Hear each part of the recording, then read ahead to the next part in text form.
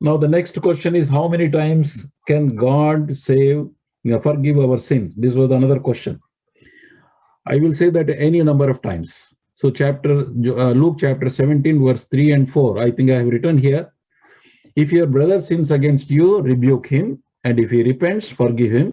And if he sins against you 7 times a day in a day, and 7 times in a day returns to you saying, I repent, you shall forgive him. The Lord himself told us that we should forgive a person if he says that he has repented. When the Lord told us, then he will forgive us also. So there is no problem. As far as the Lord is concerned, he will forgive. What is the meaning of repentance? So in Acts 26:20 says, repentance means the Gentiles that they should repent and turn to God and do works worthy of repentance. That means repentance means change of heart proved by their deeds. If a person does the same sin again and again, means there was no repentance. Change did not happen. Otherwise, it should have been proved by committing the same sin. The result of unforgiven sin is seen in the person himself, that he will lose the joy and joy of the Lord and also peace. Yeah, we can easily understand. If we have committed sin and if we are in sin, then we will know our position, that we will not have the joy of the Lord. And the other aspect is, it could be that God has forgiven, but you don't want to forgive yourself. You don't forgive. You don't want to kadukani. God has forgiven, but you don't forgive yourself by doubting the promise of God in 1 John 1:9. Saying that I don't know whether God has forgiven me. I am repeatedly committing sin. By repeatedly committing sin, I have not written here, by repeatedly committing sin, you are not moving forward. You're losing your time. Just now in Ephesians chapter 5, we read that don't be people like unwise people. Be wise. Don't waste your time. So by committing continuously sin, the same sin again and again, you're staying at the same stage. You don't grow further. And sometimes you may lose years. You may lose 2 years, 3 years, 4 years, 5 years in your life. And by serving the Lord, as I have said in the beginning, if we are faithfully serving the Lord, దేవుని సేవిస్తే గనక నమ్మకంగా మనకు రాబోనటువంటి దినాల్లో అద్భుతమైనటువంటి rewards ఉన్నాయి. ఆ rewards ని పోగొట్టుకొని, అంటే వాటికి కావాల్సినటువంటి టైం అంతా కూడా we are wasting in committing sin again and again and again and again. That means that person has not repented. If you have repented, that means you should stop there. By your action, it must be shown that you have repented. It should do the works worthy of repentance. Now, it could be sometimes that now it happened in 2 Samuel chapter 18, verse 33, please. Second Telugulo kuda chudala. 2 Samuel chapter 8:33. Then the king was deeply moved and went up to the chamber over the gate and wept. And as he went, he said thus, "Oh, my son Absalom, my son Absalom, if only I had died in your place, oh Absalom, my son." Yeah, Telugu ma. అప్పుడు రాజు బహు కలతపడి గుమ్మమునకు పైగానున్న గదికి ఎక్కిపోయి ఏడ్చుచు సంచరించుచు, నా కుమారుడా అబ్షలోమా, నా కుమారుడా అబ్షలోమా అని కేకలు వేయుచు, అయ్యో నా కుమారుడా, నీకు బదులుగా నేను చనిపోయిన ఎడలా ఎంత బాగుండును, నా కుమారుడా అబ్షలోమా, నా కుమారుడా అని ఏడ్చుచూ వచ్చెను. Here the story is that Absalom was his son, but he is the third son, and he killed the firstborn. That means his brother, elder brother, he has killed and ran away from home. He stayed for 3 years in his grandpa's house. After 3 years, he was brought back to Jerusalem. When he was brought back to Jerusalem, David did not take any action, but only said that you don't see my face. So for 2 years, he was not allowed to see David's face. Because of that, he had a lot of grouse in his heart, and he was hating his father because he did not allow him to see. So then he started planning against him. Then after 2 years, then again he comes to the father. Father allows him. When he comes to the father, it says father has kissed him. That means he accepted the son. The son who murdered his own brother, ran away for 3 years and returned back for 2 years. So after 5 years, father has accepted him without giving any punishment to that boy. Okay, then after that, another 2 years he planned and he made a what you call a revolt. Tirugubatu. Tirugubatu ఏమంటారండి ఇంగ్లీష్లో? Tirugubatu. Rebellion. He was the rebel. He rebelled against his father. So while David himself was on the throne, this person declared that he is the king.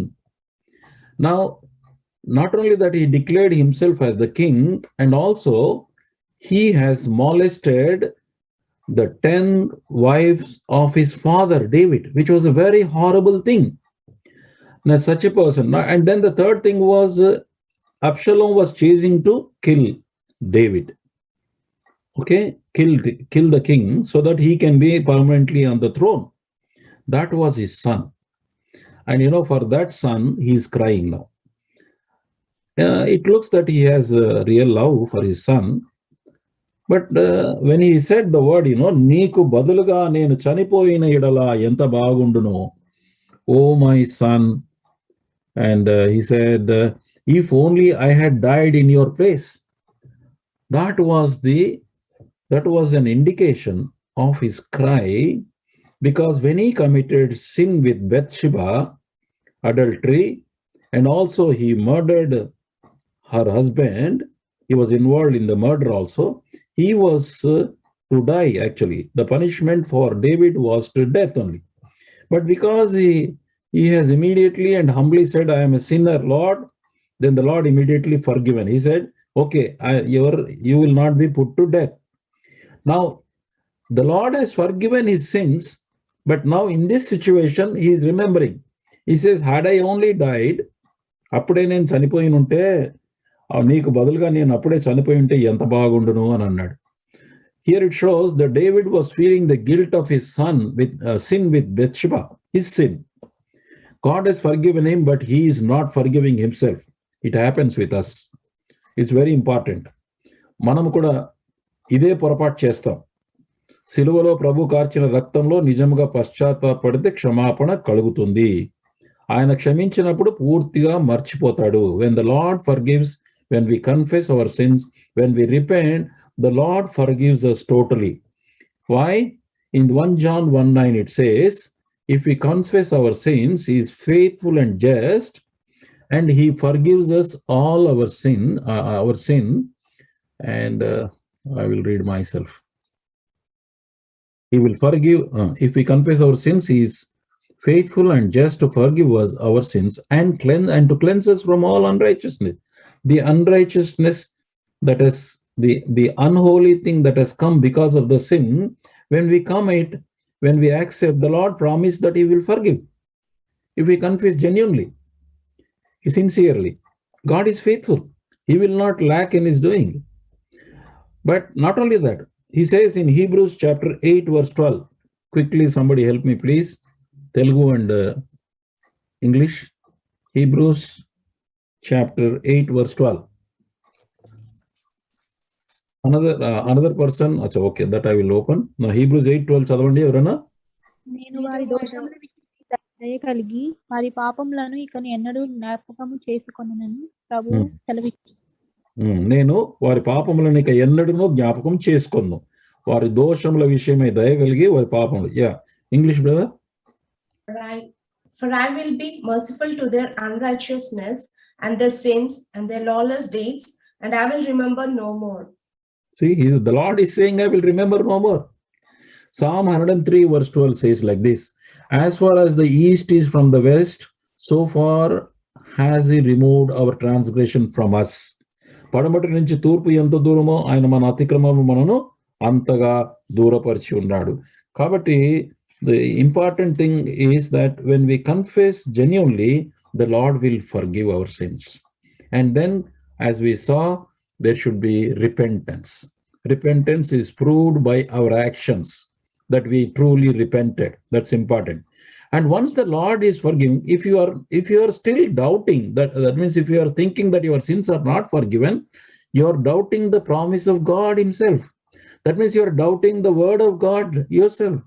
It goes to the, when once you doubt the word of God, then you will be in loss.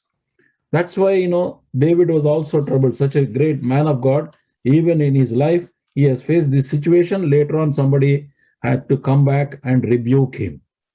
Don't talk like that, he said. And coming back to the last one, what happens to those who are here, that is in Australia before Christ, or anybody before Christ? How did they get saved? Referring to indigenous Australian. There are 3 judgments. Remember, number 1, in short, I'm putting it here. There are 3 judgments. One is judgment of believers, that is judgment seat of Christ. 2 Corinthians 5:10. When does this judgment takes place?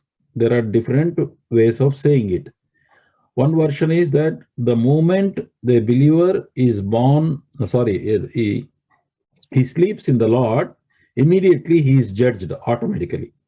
The second thing is, it is not like that all believers at a time will be put through the fire and then they will be judged. Okay, that is with reference to all the believers who are judged. Second, that happens immediately before he comes back from heaven, second heaven, and when he comes back from heaven, second time. The next is judgment of nations. This is another judgment. Nations are the people who are remaining before the millennial kingdom of Christ. It is mentioned in Matthew 25. Now the last is the judgment of the unbelievers. Now here we are referring to the unbelievers.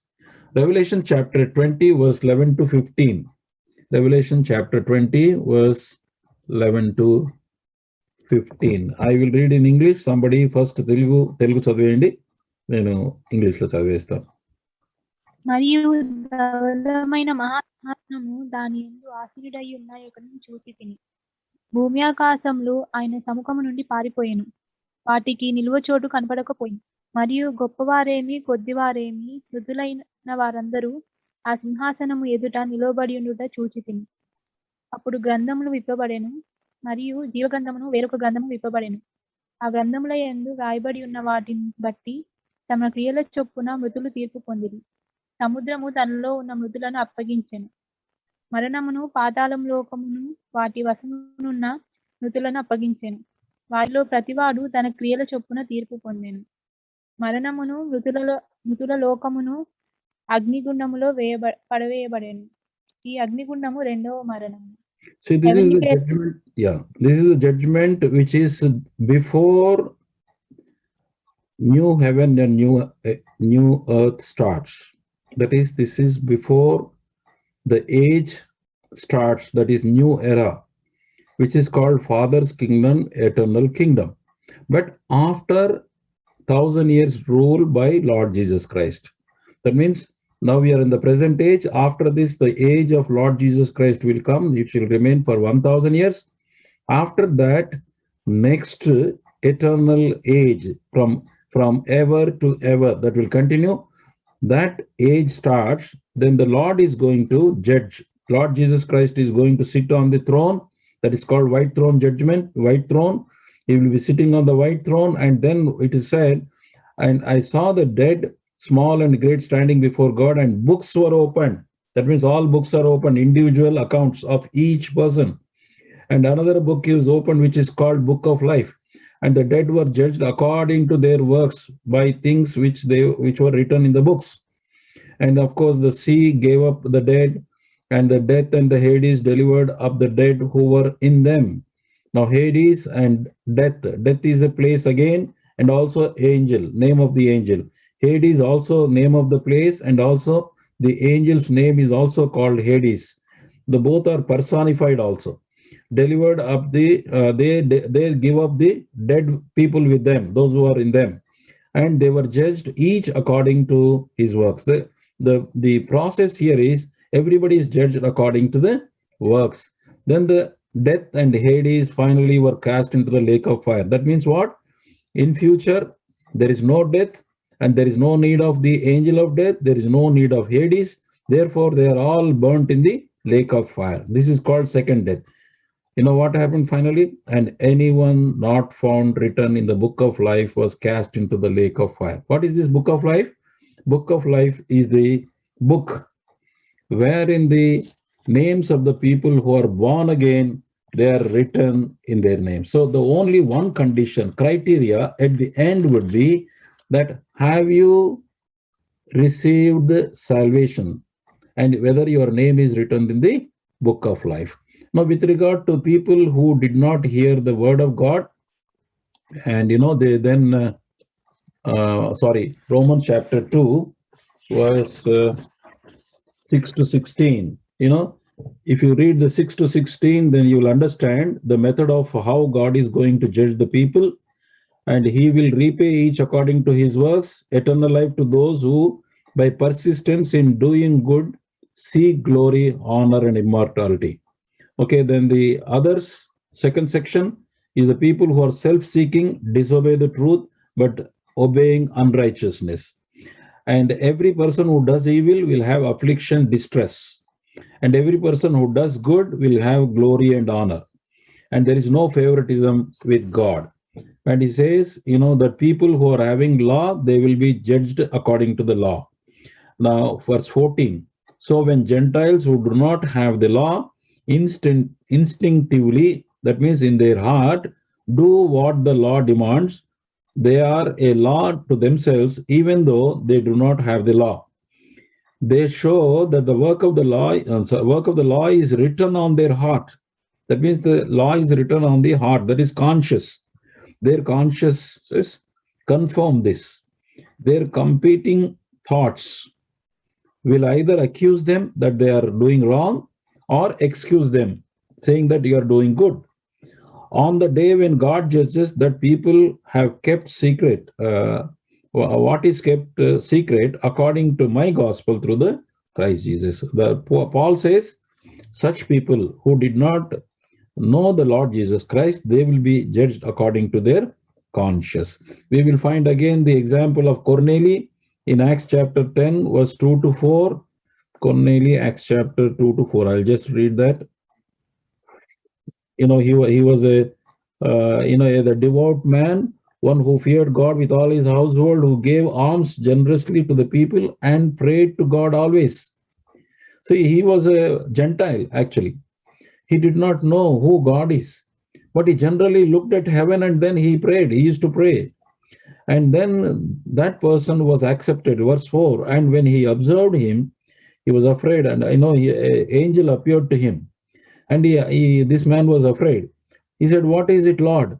So he said to him, "Your prayers and your alms have come up for a memorial before God." That means God has accepted his prayers.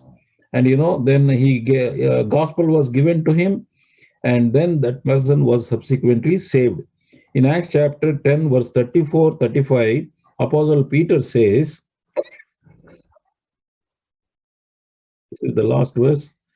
Then Peter opened his mouth and said, "In truth, I perceive that God shows no partiality, but in every nation, whoever fears him and works righteousness is accepted by him. Those who do not know Christ, but those who feared God, though they did not know God who is really, but if they looked into the heavens, or if they say openly, 'Oh God, you're existing, now I fear you,' by fearing God that one day I'm going to be judged, if they do good things, such people or righteous things, they are accepted by him." That's what Peter also confirms. So I think these 4 questions are answered. If there is any supplementary, I can answer subsequently.